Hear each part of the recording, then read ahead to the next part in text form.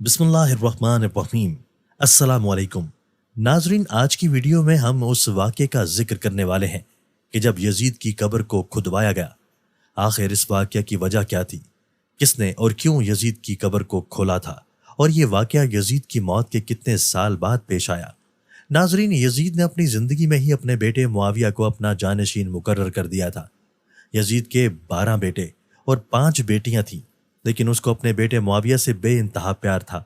یزید چاہتا تھا کہ اس کا یہ بیٹا اس کا حقیقی جانشین بنے۔ یزید نے حکومت سنبھالتے ہی اپنے 2 بیٹوں خالد اور معاویہ کو اس وقت کے بہترین استاد عمر المقصوص کے مکتب میں 3 سال کے لیے بھیج دیا۔ شیخ عمر المقصوص بھی جانتا تھا کہ یزید کا جانشین معاویہ ہے، اس لیے اس نے اس کی تربیت پر خوب محنت کی۔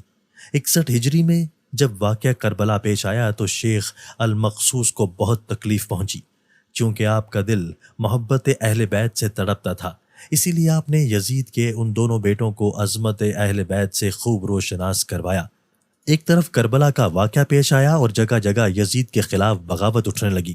دوسری طرف معاویہ جو یزید کا جانشین تھا، اس کی تربیت ایک سچے عاشق رسول صلی اللہ علیہ وآلہ وسلم کر رہے تھے۔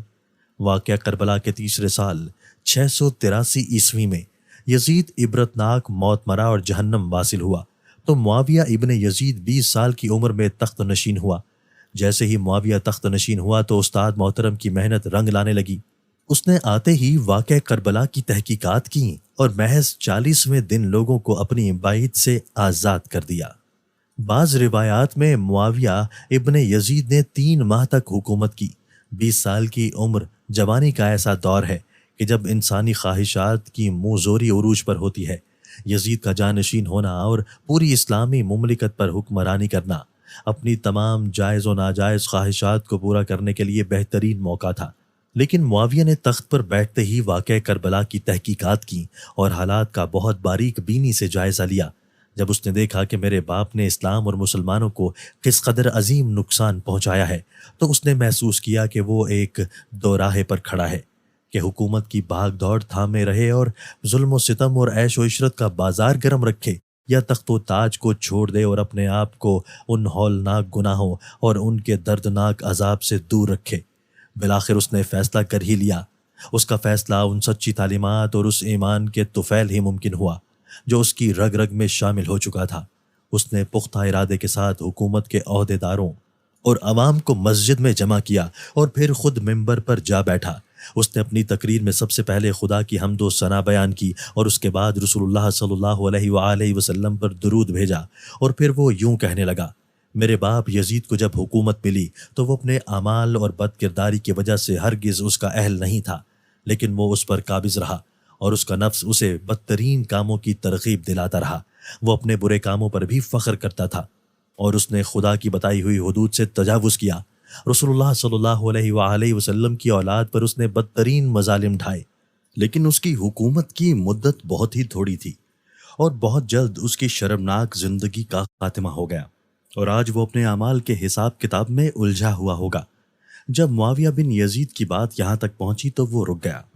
کافی دیر تک وہ بلند آواز میں روتا رہا، اور اس کے بعد وہ دوبارہ لوگوں سے ہم کلام ہوا اور اس نے کہا: اے لوگو، میں تمہارے گناہوں کا بوجھ اپنے کندھوں پر نہیں اٹھا سکتا اور نہ تمہاری دوستی کا طوق اپنے گلے میں ڈالوں گا۔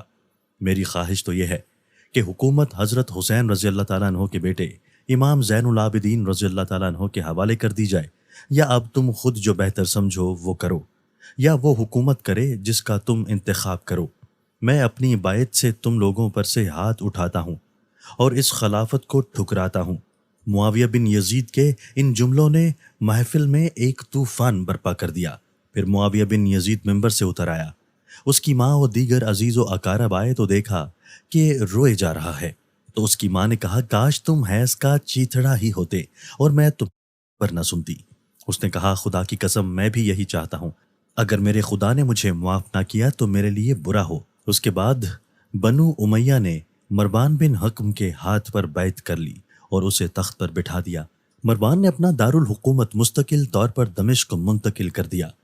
بنو امیہ نے عمر المقصوص کو زندہ دفن کر دیا کہ تم نے ایسی تربیت کیوں کی کہ معاویہ بن یزید نے بھرے دربار میں بنو امیہ کو رسوا کر دیا۔ اس کے چند دن بعد ہی معاویہ بن یزید کو زہر دے دیا گیا۔ 684 عیسوی سے 685 تک مروان بن حکم نے حکومت کی۔ پھر اس کی موت کے بعد مروان کے بیٹے عبد الملک نے 685 سے 705 تک ایک طویل عرصے تک حکومت کی۔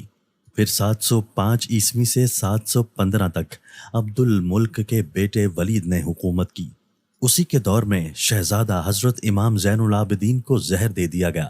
715 سے 717 تک ولید بن عبد الملک کے بھائی سلمان بن عبد الملک نے حکومت کی اور 717 میں عمر بن عبد العزیز معجزانہ طور پر تخت نشین ہوئے، لیکن ان کو بھی زہر دے دیا گیا۔ 720 سے 724 تک ولید بن عبد الملک اور سلیمان بن عبد الملک کے بھائی یزید بن عبد الملک نے حکومت کی باغ دوڑ سنبھالے رکھی۔ اس کے بعد حشام بن عبد الملک، ولید بن یزید، یزید بن ولید، ابراہیم بن ولید اور مروان بن محمد نے بالترتیب حکومت کی اور 750 عیسوی میں بنو امیہ کی حکومت کا تخت بنو عباس نے الٹ دیا۔ بنو امیہ کا آخری حکمران مروان ثانی ایک انتہائی مست اور ڈرپوک حکمران تھا، جس نے ابو مسلم خراسانی کے ہاتھوں شکست کھائی اور یوں بنو عباس کی حکمرانی شروع ہوئی۔ تاریخ کی کتابوں میں درج ہے کہ ابو مسلم خراسانی نے بنو عباس کے ابو جعفر المنصور اور ان کے بھائی ابو العباس کو حکمرانی سونپ دی۔ اس طرح بنو عباس کے پہلے حکمران ابو العباس نے آتے ہی بنو امیہ کا نام و نشان مٹانے کی قسم کھائی۔ بہت سے لوگوں کو قتل کر دیا گیا اور کربلا کے واقعہ میں ملوث تمام کرداروں کی قبریں تک کھود دی گئیں۔ اسی طرح بنو عباس کے حکمران ابو العباس نے یزید کی قبر کو بھی کھدوایا اور یہ کام اس نے اپنی نگرانی میں کروایا۔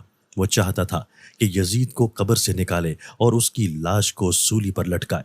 چنانچہ یزید کے مرنے کے 65 سال بعد اس کی قبر کو اس وقت کے حکمران ابو جعفر اور ابو العباس کی نگرانی میں کھدوایا گیا، لیکن جب قبر کو کھولا گیا تو سب یہ دیکھ کر حیران رہ گئے کہ اس کی قبر میں لکڑیوں کی راکھ، بدصورت کتے اور ایک اندھے کے سوا کچھ نہ تھا۔ اس کے علاوہ وہ تمام کردار جنہوں نے اہل بیت پر ظلم کے پہاڑ توڑے، وہ دنیا میں مختلف عذابوں میں مبتلا ہوئے اور انتہائی اذیت ناک موت مرے۔ ناظرین، حضرت ابو سعید خدری رضی اللہ تعالیٰ عنہ سے مروی ہے کہ رسول اللہ صلی اللہ علیہ وآلہ وسلم نے فرمایا، بے شک میں تم میں 2 چیزیں چھوڑے جا رہا ہوں، ایک اللہ تعالیٰ کی کتاب اور دوسری میری اطرت، جبکہ اللہ تعالیٰ کی کتاب زمین سے آسمان تک بندھی ہوئی رسی کی طرح ہے، یعنی اللہ تعالیٰ کے احکامات اس کے بندوں تک پہنچانے کا ذریعہ ہے، اور میری اطرت یعنی میرے اہل بیت ہیں، اور اللہ تعالیٰ نے جو کہ لطیف اور خبیر ہے مجھے بتایا ہے کہ یہ ہرگز جدا نہ ہوں گے یہاں تک کہ دونوں میرے پاس حوض پر آئیں گے۔ اب دیکھنا یہ ہے کہ میرے بعد تم ان دونوں سے کیا سلوک کرتے ہو۔